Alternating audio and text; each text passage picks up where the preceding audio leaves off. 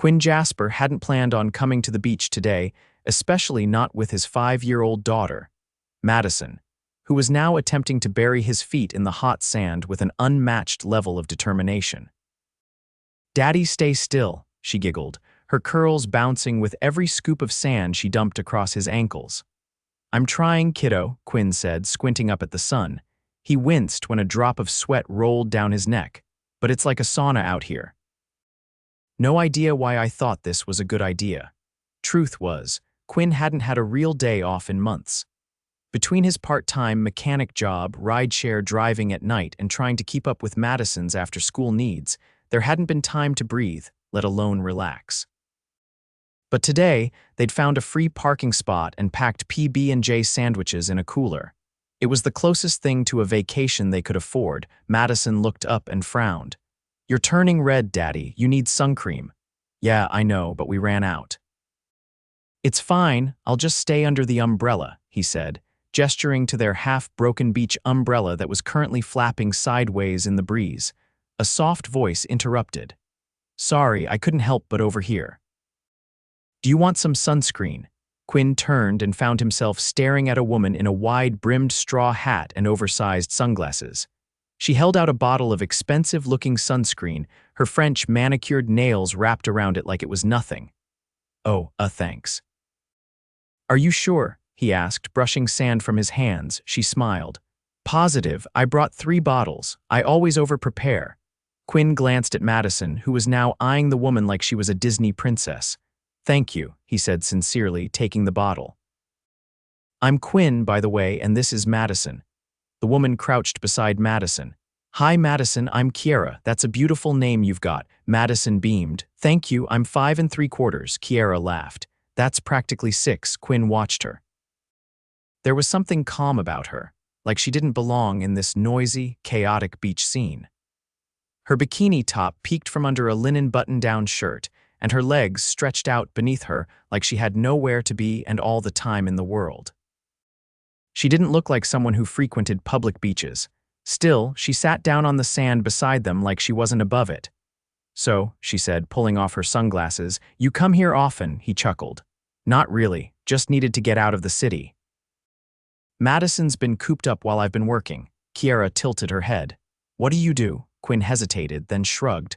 "A little bit of everything. Fix cars during the day, drive Uber at night, whatever pays the bills." There was no pity in her eyes, just curiosity. "That's a lot." "Yeah," he said, rubbing the back of his neck, "but it's worth it. Maddie's everything." Kiera looked at Madison, who was now building a lopsided sandcastle. "She's lucky to have a dad who works that hard." Quinn smiled faintly. "Some days I wish I could give her more." Kiera looked like she wanted to say something else but stopped. She glanced down at her phone, frowned quickly, then tucked it back into her beach bag. They ended up spending the next 2 hours together. Kiera helped Madison build the sandcastle, and Quinn found himself laughing more than he had in months. She was funny, sharp, and surprisingly down to earth. When Madison got tired and curled up on the beach towel for a nap, Kiera stayed.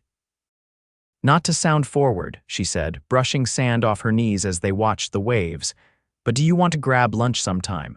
"With Madison, of course." Quinn blinked. "You serious?" She smiled. "Why not?" He looked at her, this woman in designer sunglasses who had no idea what his rent situation looked like, or the fact that he sometimes skipped lunch so Madison could have seconds. And yet there she was, asking him to lunch. "Yeah," he said finally. "I'd like that." They exchanged names again, full names this time. She was Kiera Rowen. He didn't know it then, but that name appeared in Forbes just last month, listed under top 10 CEOs under 35 who are reshaping the tech world. But Kiera didn't tell him that. She just smiled, tucked his number into her beach bag, and said, "I'll call you." And she did. They went to a small beachside diner later that week, where Kiera insisted on picking up the tab. Madison loved her immediately, and Quinn found it impossible not to feel drawn to the way Kiera made everything feel lighter. Over the next few weeks, she kept showing up. At first, just for casual lunches and beach strolls, but then Quinn started noticing how she'd bring little things for Madison, like a new swimsuit or a book she thought she'd like. One afternoon, he asked, You always this generous with strangers, she shrugged. You're not strangers anymore. He liked her. A lot. But he couldn't shake the feeling that she was out of his league. Not because of her looks, though she was stunning, but because she seemed like someone who came from a world where people didn't worry about gas money or expired coupons. One night, as they watched the sunset from the hood of his old truck, he asked, "What do you really do, Kiera?" She paused, then looked at him, her voice soft. "I run a company." He raised an eyebrow. "Like a startup," she nodded slowly. "Something like that. You're not going to give me the full story, are you?" She smiled. "Not yet," he grinned. "Guess I'll have to earn it." The truth. Kiera had never met anyone like Quinn. Men usually chased her for her money, her status, or what she could do for their careers. But Quinn didn't even Google her. He didn't try to impress her. He just listened, laughed, and looked at her like she was Kiera, not Kiera Rowen, CEO of Fuse Tech. And for the first time in a long time, she didn't feel like she had to be anyone else. What started as sunscreen and small talk turned into late-night calls, backyard dinners, grocery runs, and movie nights with Madison curled up between them. Kiera was falling harder than she expected, and Quinn, he had no idea what was coming next. Quinn stood outside the glass doors of the downtown building, staring up at the sleek facade like it was some kind of monument to a life he didn't belong in. The address Kiera had given him the day before was etched into a silver plaque beside the entrance. He double-checked the paper in his hand, even though he'd read it at least 20 times. It was the right place. Inside, everything gleamed: marble floors, minimalist decor, a concierge desk manned by a woman in a tailored black blazer who looked like she could sniff out anyone who didn't belong. Quinn tugged at the collar of his button-down, one of only two he owned that didn't have oil stains. He cleared his throat and approached the desk. "Hi, I'm here to see Kiera Rowen. She invited me." The woman's eyes scanned him over, lingering a second too long on his worn-out jeans. "Name, Quinn Jasper."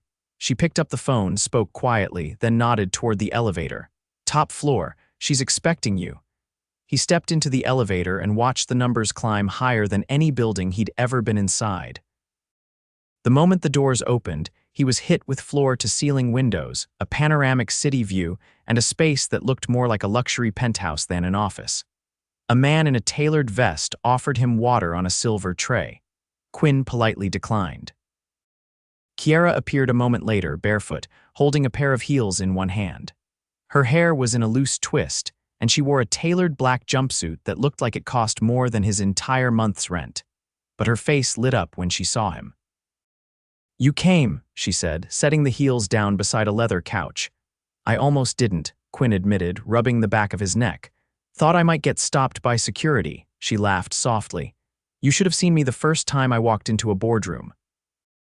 "I wore sneakers by accident." He smiled, though he still felt like a fish out of water. "So, this is where you work," Kiera gestured around. "This is the nerve center. I wanted you to see it."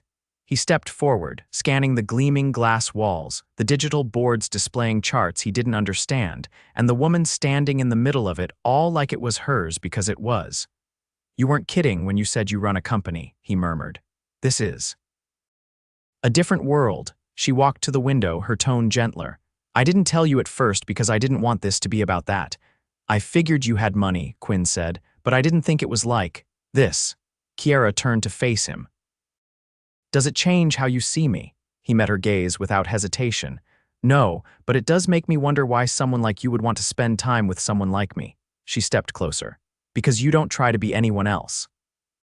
And because when you talk to me, you don't look past me like I'm a headline or a paycheck. You see me," he exhaled slowly. "I see you, yeah, but I also see what you've built, and I'd be lying if I said it didn't make me feel like I'm out of my depth." Kiera reached for his hand. "You're not. You're exactly where I want you to be." The door opened behind them, and a sharply dressed woman in her 40s entered, holding a tablet. "Kiera, the investors from Zurich are waiting in the conference room." Kiera didn't let go of his hand. "Tell them I'll be there in 10. After the assistant left, Quinn said, "You didn't have to delay your meeting." "I wanted to," she said. "I wanted you to see this part of my life. I don't want to compartmentalize anymore." Quinn nodded slowly. "Then let's not." They agreed to meet again that weekend, but But this time Kiera asked if she could come to his place. She wanted to see his world. He hesitated for a moment. His apartment was small, the carpets were worn, and the kitchen cabinets stuck, but eventually he agreed. He spent the entire morning cleaning, scrubbing behind the fridge and vacuuming, until the vacuum made a noise like it was giving up on life. Madison helped, mostly by getting in the way and singing loudly into a spoon like it was a microphone. When Kiera arrived, she brought a bag of groceries, a bottle of wine, and a puzzle for Madison. She didn't blink at the peeling paint or stack of bills on the counter. She walked in like she belonged there. "You have a cozy place," she said, setting the groceries down. Quinn raised an eyebrow. "You don't have to pretend." "I'm not," she said, opening the fridge. "You have real food in here. That's more than I can say for my penthouse." They cooked together, Kiera chopping onions like a pro while Quinn grilled chicken on the stove. Madison colored at the table, occasionally chiming in with questions like, "Are you going to be my stepmom?" which made both adults pause before laughing it off. Later, after dinner and after Madison had fallen asleep on the couch, Kiera sat beside Quinn on the balcony. They shared the last of the wine in plastic cups because he didn't own real wine glasses. "You know what I've realized," she said, looking up at the stars. "What's that?" "I've spent my whole life trying to build something huge. I thought if I made it big enough, I'd finally feel like I'd earned peace, but I never did, until now." He looked at her. "What changed? You," she said simply. He swallowed hard. "I don't know how to make sense of this, you and me." "You don't have to.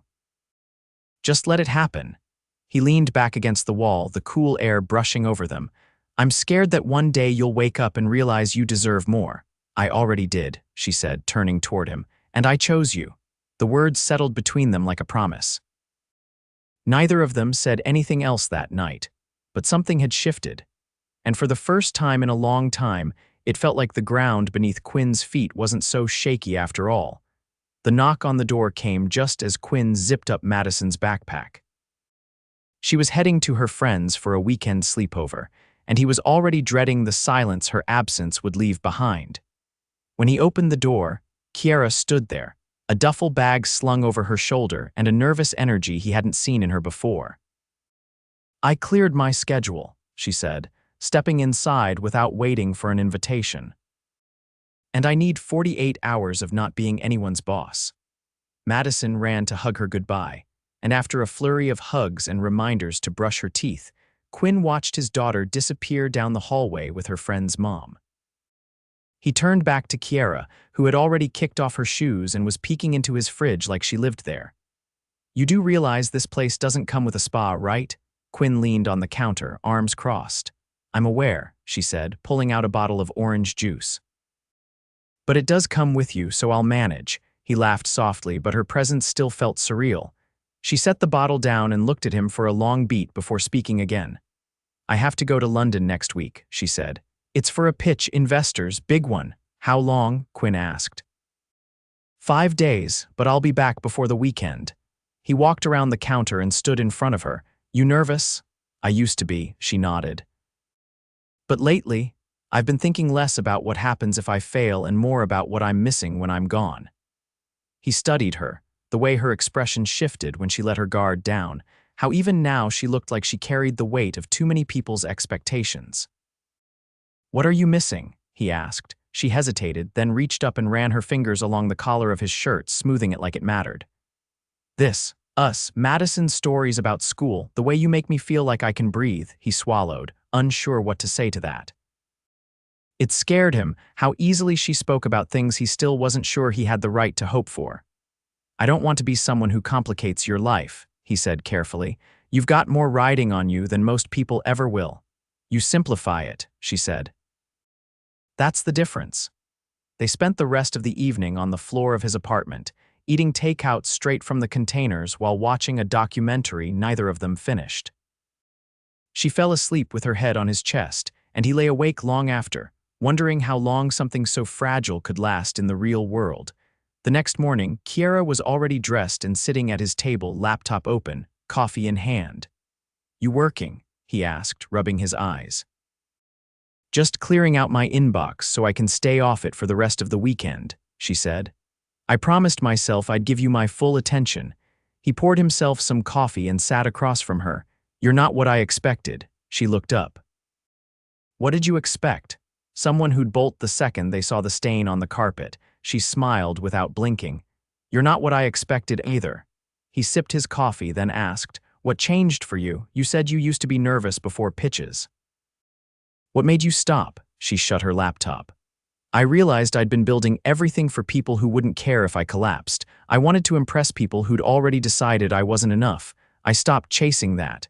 Quinn leaned back in his chair. "I've never had the luxury of chasing anything. It's always been about surviving the week." "I know," she said.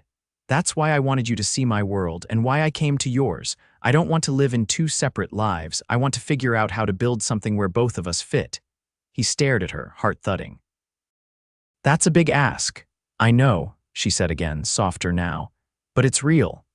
Later that day, she drove them out of the city in a borrowed SUV, his truck too unreliable for long distances. They ended up at a cliffside overlook she remembered from a childhood trip with her father, a rare memory that still made her chest ache. "I haven't been here in years," she said as they stood near the edge, wind tugging at her sleeves. Quinn looked out over the ocean, the waves crashing far below. "It's quiet. I used to think silence was a punishment," she said. "Now I think it's a privilege." They didn't speak for a while. Then, out of nowhere, Kiera turned to him. "You never asked me about my past." "I figured you'd tell me when you were ready," she exhaled. "My family's never been close. My father left. My mother buried herself in charity boards and social functions. I built everything I have because I had no one to catch me if I fell." Quinn nodded slowly. "I get that." Her voice dropped. "Sometimes I don't know how to let people stay." He looked over at her. "Try." She reached for his hand.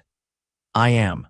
Back at the apartment, they made dinner together again, this time actually using the oven. Kiera read off the recipe while Quinn tried not to burn the chicken.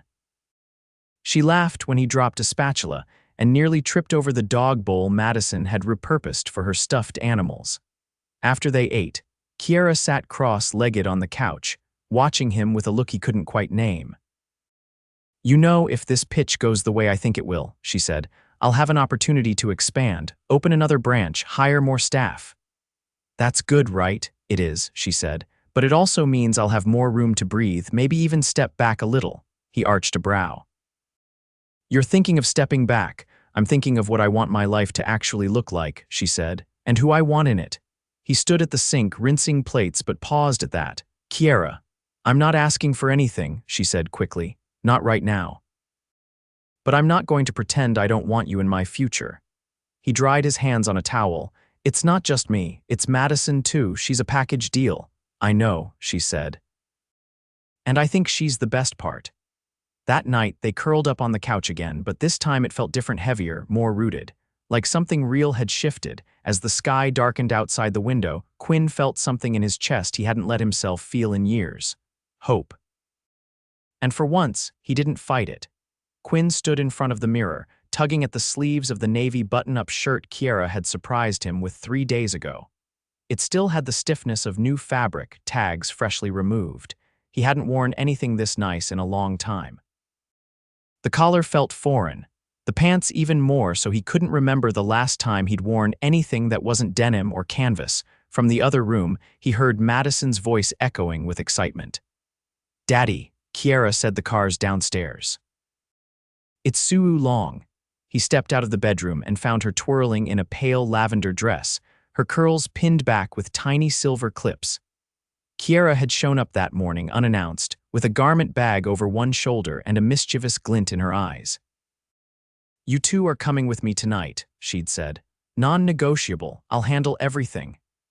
He hadn't known then what she meant by everything. But now, watching Madison bounce in place while a sleek black car waited at the curb, he was starting to piece it together. Kiera emerged from the kitchen, adjusting one of Madison's barrettes. Her dress was a deep, elegant navy, simple but striking, with an open back and a soft shimmer that caught the low light. She paused when she saw Quinn, her expression shifting in a way he hadn't seen before. "You look." She didn't finish the sentence. Instead, she walked up to him and fixed the collar gently. "Perfect." He cleared his throat, not trusting himself to speak. "So where are we going?" she smiled. "You'll see." The driver opened the door and Quinn helped Madison in before sliding in beside Kiera. The car glided through the streets like it didn't belong to the same world as traffic and potholes.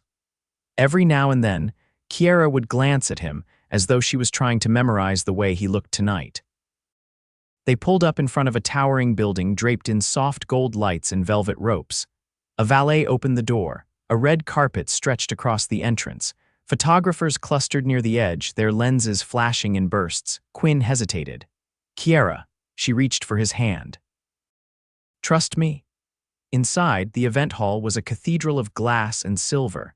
Chandeliers dripped from the ceiling like frozen waterfalls. Waiters in black vests carried trays of champagne and delicate appetizers. A live string quartet played near the far wall, their music soft and lilting. He leaned toward her. You didn't mention this was a gala. I didn't want to give you time to say no. Madison clutched his hand, her eyes wide with awe. Daddy, it's like a castle. Kiera knelt down beside her. You're the princess tonight. And your daddy's the king. Quinn exhaled slowly, trying to stay grounded. People were beginning to notice them, not because of him, because of her. Men in suits nodded respectfully as she passed. Women leaned in to greet her, their smiles tight, their conversations clipped. You comfortable? She asked, guiding him toward a quieter corner. I feel like I should have brought a crown, she laughed. Too late, you already stole everyone's attention. He folded his arms. Kiera, people here know who you are. What are they thinking seeing you with me? I don't care what they think, she said. I'm not here for them. A man in his 60s approached, his tuxedo sharp and his expression unreadable. Kiera, he said, voice crisp, didn't expect to see you tonight. She turned smoothly. Gerald. I thought you retired, he chuckled.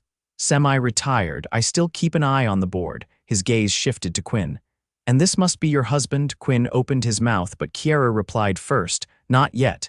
The older man raised his brows, then extended a hand to Quinn. Gerald Whitmore. I used to be chair of the board before Kiera convinced everyone she could run circles around us. Quinn shook it, trying not to let his discomfort show. Quinn Jasper. Gerald gave him a once-over, then smiled faintly. You have good taste, Kiera. She has better, Quinn said, surprising even himself. Gerald laughed, then wandered off, muttering something about the bar. Quinn turned to Kiera. What was that about? She lifted a glass from a passing tray and handed it to him. That was the man who told me I'd never make it past VP. I like proving people wrong. He raised the glass. Then here's to being wrong. The night unfolded with a surreal rhythm, introductions, polite smiles, whispered comments as they passed. But every time Quinn felt like slipping back into the background, Kiera reached for his hand or looked at him like he was the only one in the room. Just before the final speech of the night, a woman approached with a clipboard and asked Kiera to step backstage. Quinn waited near the back with Madison, who had long since grown tired and was now curled against his side, half asleep. The lights dimmed, and the MC stepped up to the podium. Tonight, we honor a woman who redefined what's possible. A leader, a visionary, and a force in the tech world, Kiera Rowen. Applause erupted. Quinn watched as Kiera stepped onto the stage, composed and radiant, but when she began to speak, her voice carried something softer than pride. I've spent the last 10 years building something I thought would be enough, but tonight I want to talk about what really matters. She paused, eyes scanning the crowd until they landed on Quinn. For a long time, I believed success was about numbers, about milestones. About proving wrong the people who told me I couldn't do it. And maybe it was until I met a man who reminded me that authenticity is worth more than any valuation. People turned to look at him. He froze. He didn't care about my position or my portfolio. He cared about me. And he made me laugh when I forgot how. He also happens to be the most devoted father I've ever met. A hush fell over the room. So tonight, I'm not just celebrating business milestones. I'm celebrating a personal one. Because I found something I never knew. I needed a partner who reminds me who I really am. The applause that followed was thunderous, but all Quinn could hear was the pounding in his chest. After the speech, she returned to him, slipping her hand into his like it was second nature. You meant all that? He asked quietly, every word. He bent down, gently lifting Madison into his arms. She's going to remember this. Kiera leaned in, brushing a kiss against his cheek. So will I. They left the gala early, escaping through a side exit with Madison bundled between them. The driver took them to a quiet overlook above the harbor, where city lights glittered like 1,000 tiny promises. Quinn looked at her, the woman who had once offered him sunscreen on a beach without knowing a thing about him. "You changed everything," he said. She turned to him, eyes soft. "So did you?" He reached into his pocket and pulled out a small box, not velvet, not jeweled, just simple and honest. Kiera stared at it, then back at him. "I can't give you a penthouse or a yacht," he said, "but I can give you the truth. Every day, the hard days, the great ones, all of it. You, me, and Madison, that's the life I want." She opened the box and smiled. "Yes." And just like that, the gap between two worlds disappeared, replaced by something real, something neither of them had been looking for, but both had found.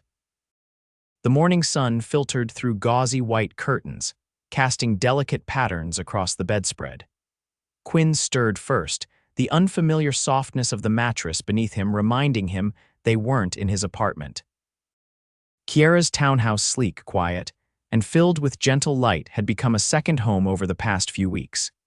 He turned his head to see Madison curled up at the foot of the bed, a book open beside her, and her little body cocooned in a silk throw blanket far too big for her. Kiera emerged from the hallway holding 2 mugs of coffee, her hair still damp from the shower, pulled into a loose braid that trailed down one shoulder. "She's been up since 6, Kiera said as she handed Quinn a mug.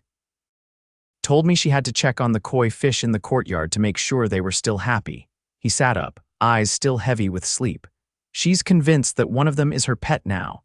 "I know. She named it Marshmallow," Kiera said, lowering herself onto the edge of the bed. "I didn't have the heart to tell her it's probably 100 years old and doesn't care about her." Quinn took a sip and looked at her over the rim of his mug. "You're different here." She met his gaze. "How so?" "Lighter. Like you're not keeping 10 plates spinning in your head." She rested her hand on his knee.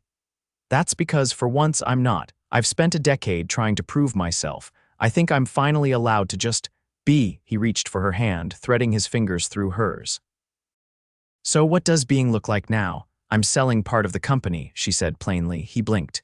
"You what?" "I negotiated a private equity deal. I'm maintaining creative control, but I won't be the sole operator anymore. It's done."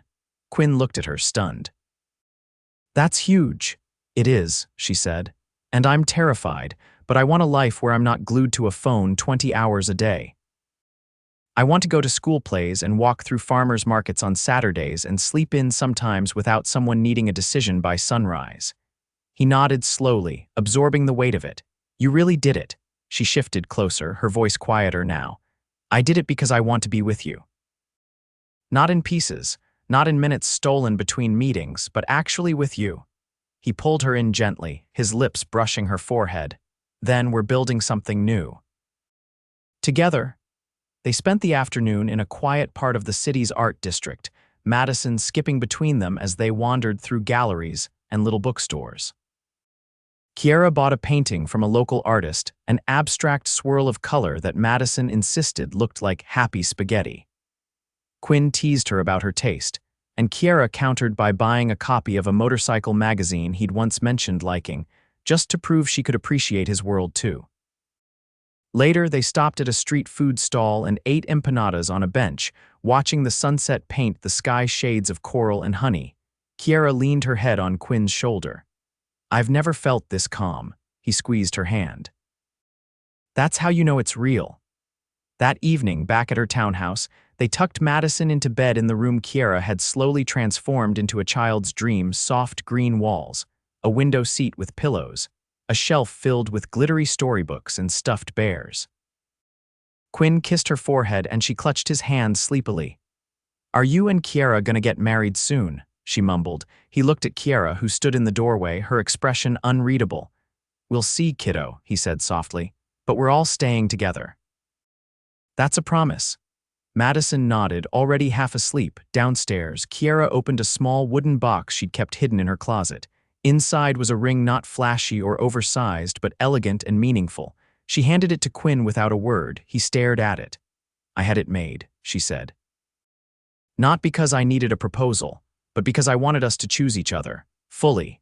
He turned the ring over in his hand. "You thought of everything." "I tried," she said quietly. Quinn didn't speak. He walked to the kitchen table, set the ring down, and then turned to her. "I've watched you move mountains," he said. "And I've watched you hand over your power to make room for something softer. I don't want to be the guy who follows you around in your shadow. I want to build something that's ours. A life where we both stand tall." She stepped forward. "Then say yes." He took her face in his hands and kissed her slowly, deeply. Yes. They married in the backyard of her late grandfather's countryside estate 2 months later, only 20 guests, all close, all chosen. Madison served as flower girl and ring bearer, her dress covered in tiny daisies and her shoes lighting up every time she took a step down the aisle. Kiera wore a simple off-the-shoulder gown, her hair pinned with fresh gardenias. Quinn wore a charcoal suit she'd picked for him, and he'd never looked more like someone who belonged in every room he entered. They exchanged vows beneath a trellis wrapped in white roses and ivy. No microphones, no media, just promises made in the quiet of a golden afternoon. Afterward, they danced barefoot on the grass while Madison twirled between them, laughing until she fell over in the petals. They didn't honeymoon in Paris or the Maldives. They rented a small lake house 3 hours away and spent 7 days doing nothing but sleeping in, cooking together, and letting the stillness settle into their bones. In the months that followed, Quinn accepted a new job with a custom bike shop Kiera had quietly invested in, his name now listed as co-owner. Madison started kindergarten at a school where she came home bursting with stories about caterpillars and best friends named Zoe. Kiera began mentoring young female entrepreneurs, stepping out of the spotlight and into a role that felt more purposeful than performative. Their home became a blend of his warmth and her elegance, a place where no one had to pretend, and no one had to earn their place. Every Sunday, they hosted a dinner for friends and neighbors. Madison helped with dessert. Kiera set the table with mismatched plates collected from flea markets. Quinn grilled outside, wearing an apron that said Master of Meatballs. One night, after everyone had gone and the dishes were piled high in the sink, Kiera curled up beside Quinn on the couch, her head resting against his chest. "Do you ever think about how all of this started?" she asked. He smiled. "With sunscreen," she laughed softly. "I could have walked away. That day on the beach, I almost did." "You didn't." "No," she said. "Because something about you felt like home." He kissed the top of her head. "That's because we built it together. Their world wasn't shiny or perfect. It was lived in, full of laughter and second chances. And finally, it was theirs, completely. Forever."